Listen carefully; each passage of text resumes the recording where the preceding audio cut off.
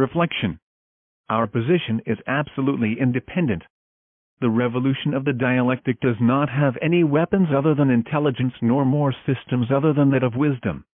The new culture will be synthetic and with the basis of the revolution of the dialectic. This work is eminently practical, essentially ethical and profoundly dialectic, philosophical and scientific. If they laugh at this book, if they criticize us, if they insult us, what does science matter and what to us? For the one who laughs at what he ignores is on the way to becoming an idiot.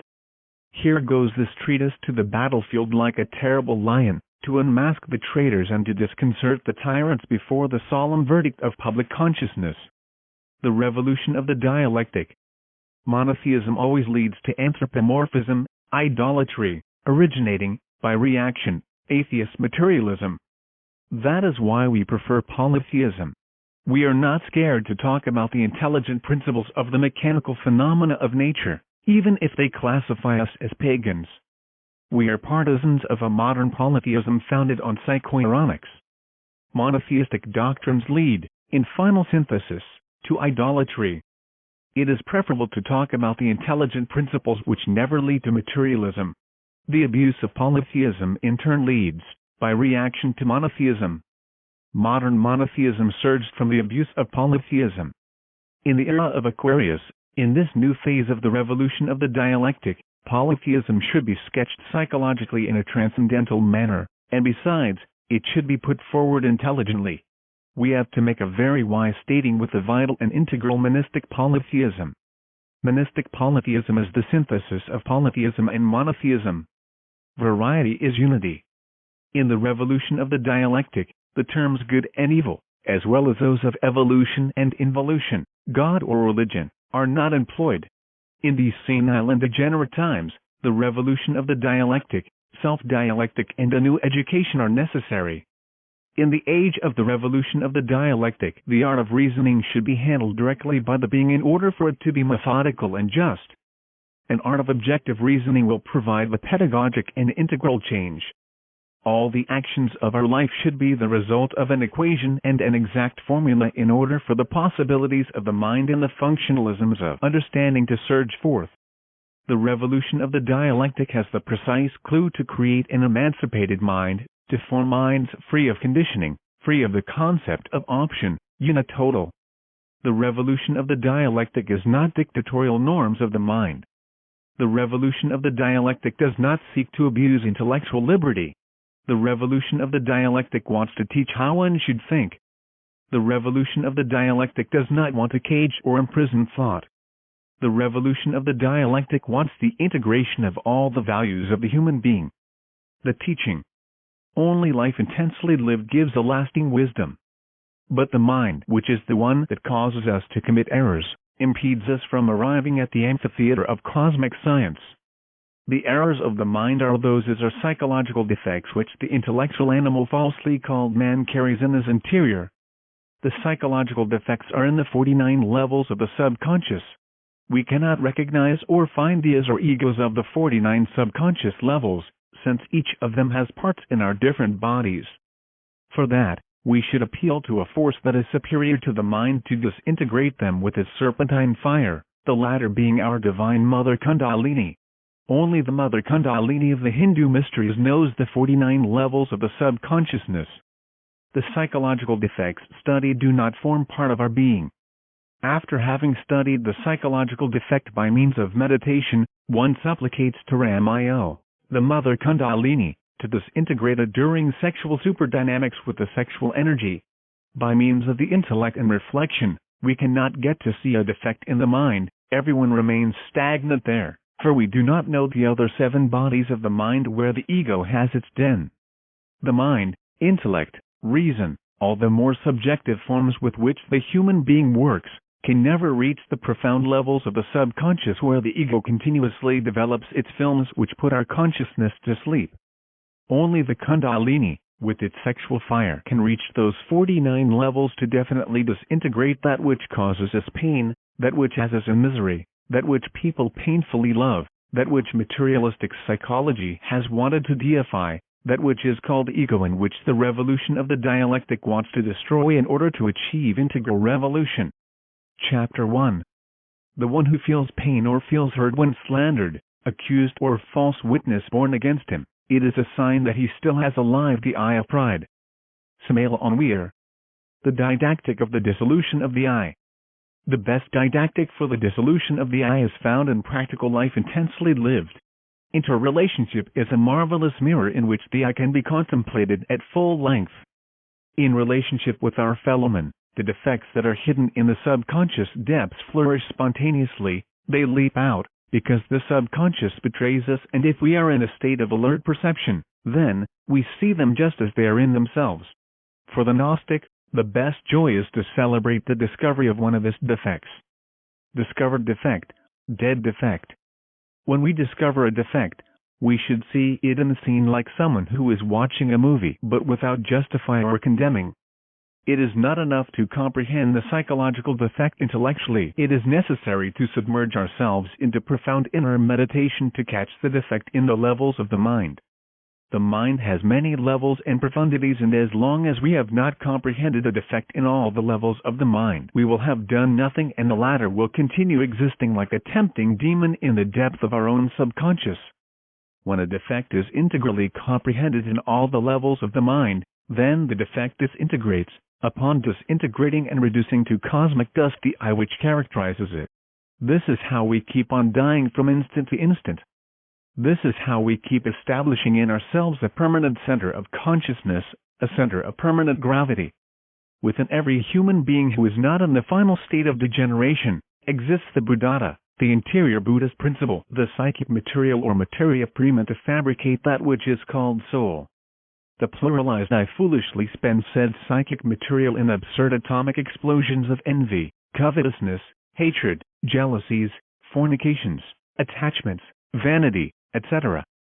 As the pluralized I dies from instant to instant, the psychic material accumulates within us, becoming a permanent center of consciousness. This is how we individualize ourselves little by little. By discretizing ourselves we individualize ourselves.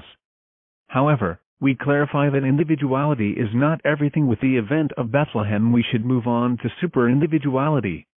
The work of the dissolution of the I is something very serious. We need to study ourselves, profoundly, in all the levels of the mind. The I is a book of many chapters.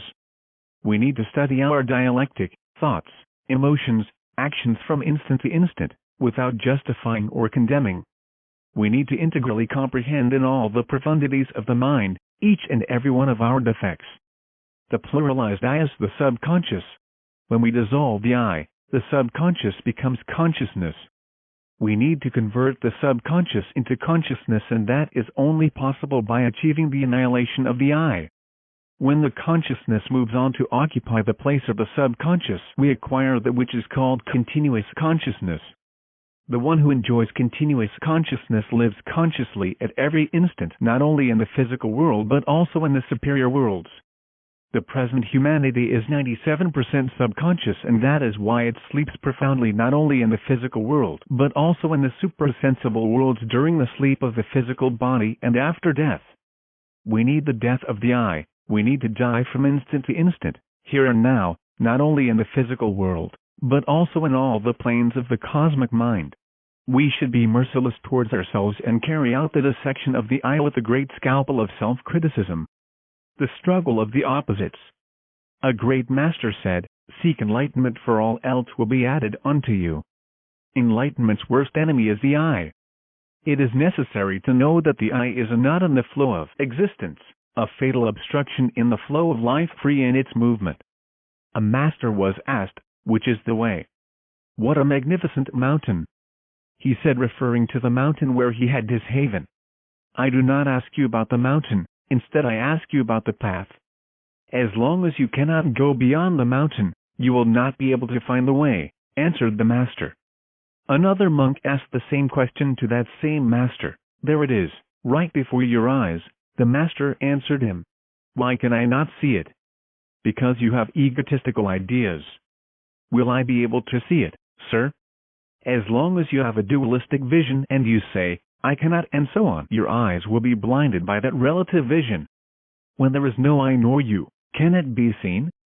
When there is no I nor you, who wants to see? The foundation of the I is the dualism of the mind. The I is sustained by the battle of the opposites. All thinking is founded on the battle of the opposites. If we say, so and so is tall, we want to say that he is not short. If we say that we are entering, we want to say that we are not exiting. If we say that we are happy, with that we affirm that we are not sad, etc. The problems of life are nothing but mental forms with two poles, one positive and the other negative.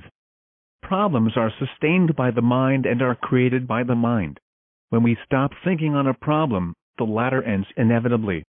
Happiness and sadness, pleasure and pain, good and evil, victory and defeat, constitute the battle of the opposites on which the I is founded.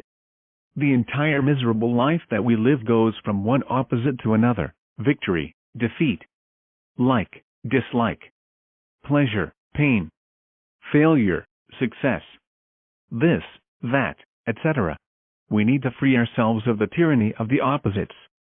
This is only possible by learning to live from instant to instant without abstractions of any type, without dreams, without fantasies. Hast thou observed how the stones of the road are pale and pure after a torrential rain? One can only murmur an "oh" of admiration. We should comprehend that "oh" of things without deforming that divine exclamation with the battle of the opposites.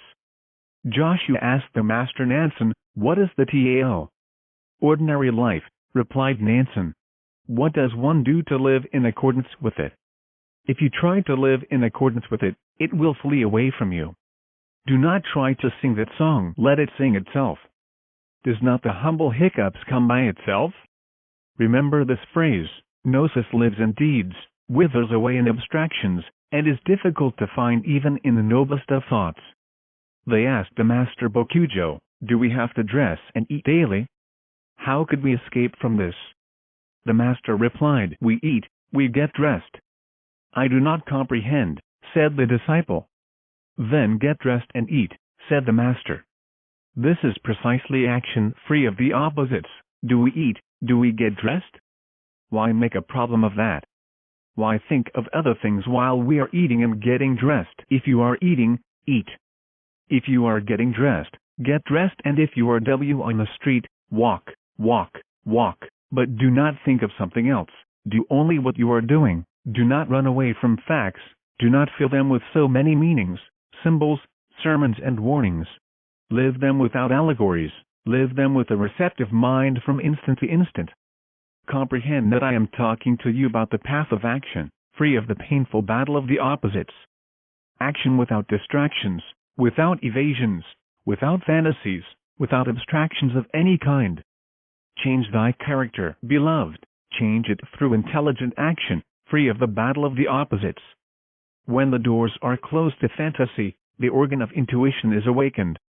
Action, free of the battle of the opposites, is intuitive action, full action.